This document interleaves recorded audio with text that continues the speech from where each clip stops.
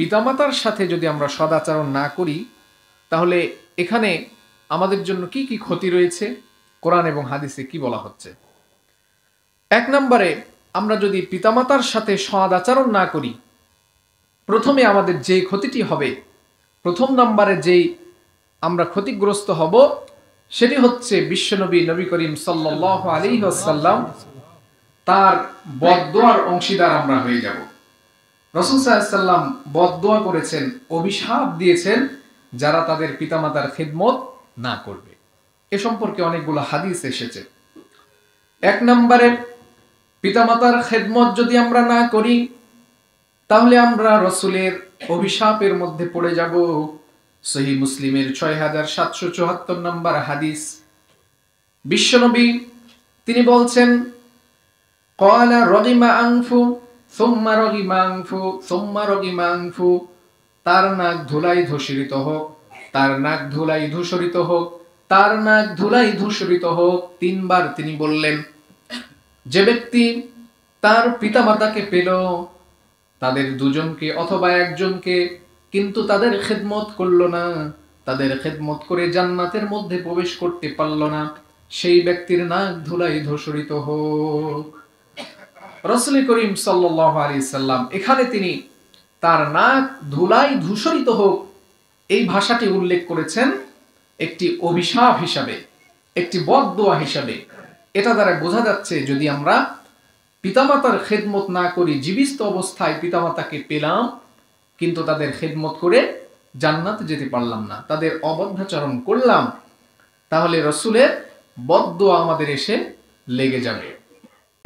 সহিহ তারগীবের হাদিসের মধ্যে এসেছে, বিশ্বনবী বলছেন, একবার বিশ্বনবী মসজিদের মিম্বারে উঠে প্রথম সিঁড়িতে যখন পা রাখলেন তখন তিনি আমিন বললেন, আবার দ্বিতীয় সিঁড়িতে যখন পা রাখলেন তখনও তিনি আমিন বললেন, তৃতীয় সিঁড়িতে পা রেখে তখনও তিনি আমিন বললেন।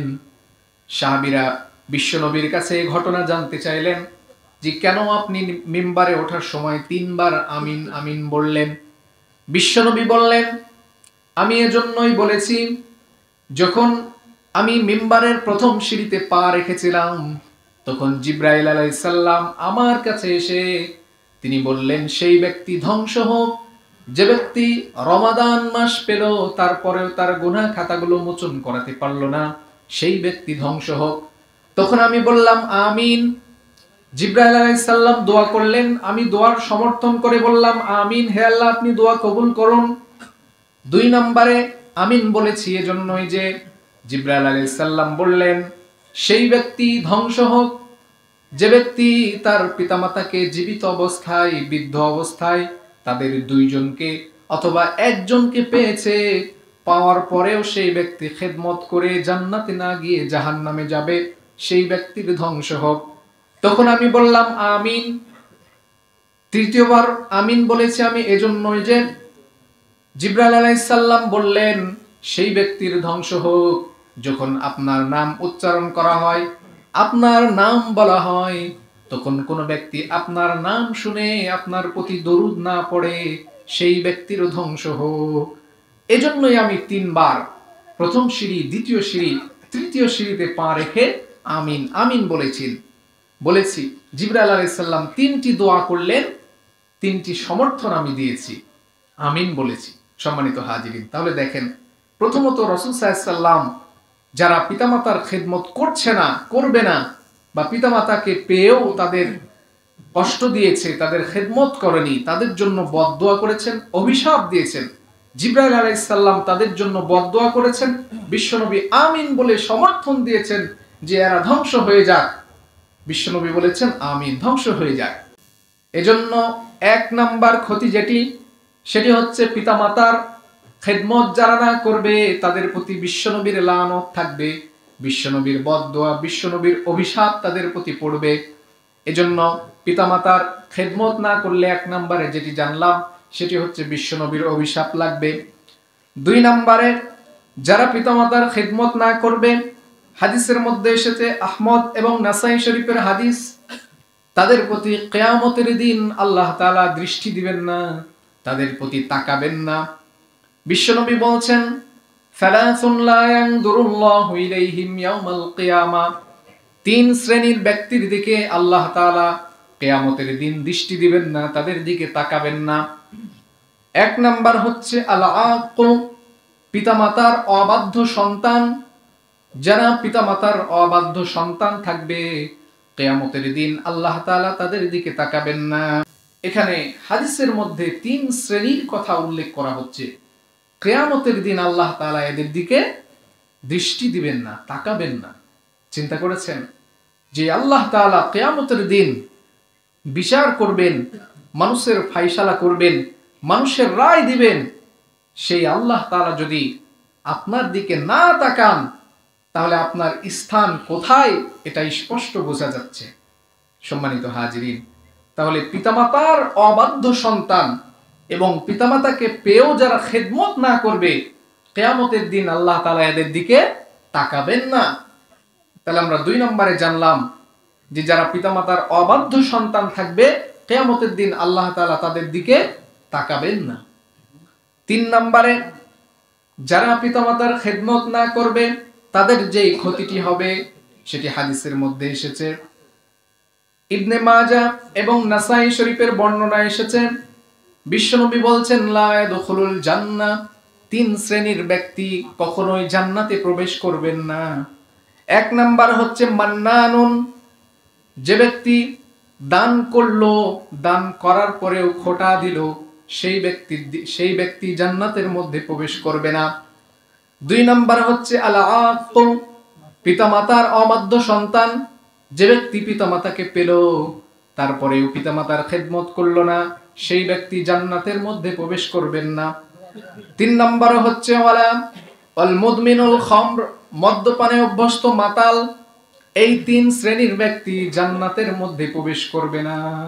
সম্মানিত হাজিরিন, তাহলে 1 নম্বরে পিতামাতার অবাধ্য সন্তান যারা থাকবে তাদের প্রতি বিশ্বনবীর লানত।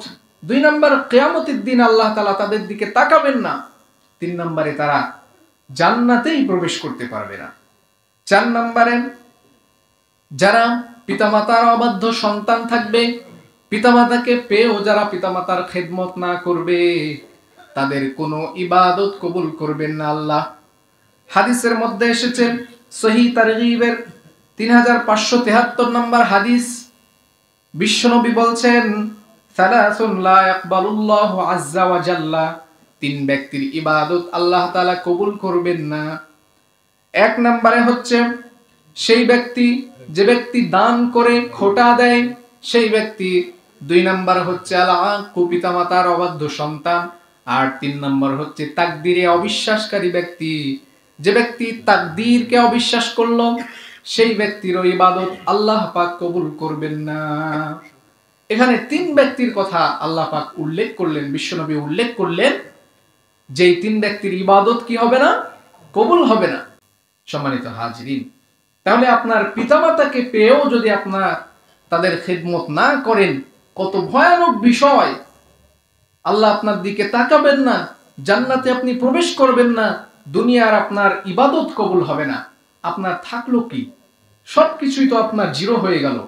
দুনিয়া এবং আখিরাতে যা কিছু আছে সবকিছুই কি জিরো হয়ে যাচ্ছে না? আপনার নামাজ, আপনার রোজা, আপনার হজ, আপনার যাকাত, আপনার পরেশগারিতা, সবকিছুই যদি এর কোনো কিছু যদি কবুল না হয়, তাহলে এই দুনিয়ার সমস্ত আমল, সমস্ত আয়োজন কি ব্যর্থ হয়ে যাচ্ছে না? তাহলে আপনি কি দুনিয়াতে জিরো হয়ে যাচ্ছেন না? পরকালেও আল্লাহ পাক বলছেন যে আল্লাহ তাদের দিকে তাকাবেন না, তাদেরকে জান্নাতে প্রবেশ করাবেন না। তাহলে এই যে পিতামাতার অবাধ্য সন্তান, এটার ইফেক্ট দুনিয়া এবং আখিরাতে 2 জায়গায় আছে না নাই? এরা কখনোই সুখী হতে পারবেন না। এরা সব জায়গায় ধ্বংসপ্রাপ্ত হয়ে যাবে, দুনিয়াতেও ধ্বংস, আখিরাতেও তাদের জন্য ধ্বংস। এজন্য সম্মানিত হাজিরিন, পিতামাতাকে আমরা যারা পেয়েছি, পেয়েও যদি খেদমত না করি, এর চাইতে বড় হতভাগা সন্তান আর কেউ থাকবে না। সবচাইতে বড় হতভাগা সন্তান সে ব্যক্তি হবে। সম্মানিত হাজিরিন, তাহলে আমরা শুনছিলাম পিতামাতার খেদমত না করলে এর ক্ষতি কি, পরিণতি কি। 4 নম্বরে আমরা শুনলাম যে পিতামাতাকে পাওয়ার পরও খেদমত না করলে এর কোনো ইবাদত কি হবে না, কবুল হবে না। 5 নম্বরে পিতামাতাকে পাওয়ার পরেও যদি খেদমত না করে, হাদিসের মধ্যে এসেছে বিশ্বনবী বলছেন দুইটি পাপ এমন রয়েছে যেই দুইটি পাপের দরজা দুনিয়াতে আল্লাহ পাক খুলে দেন।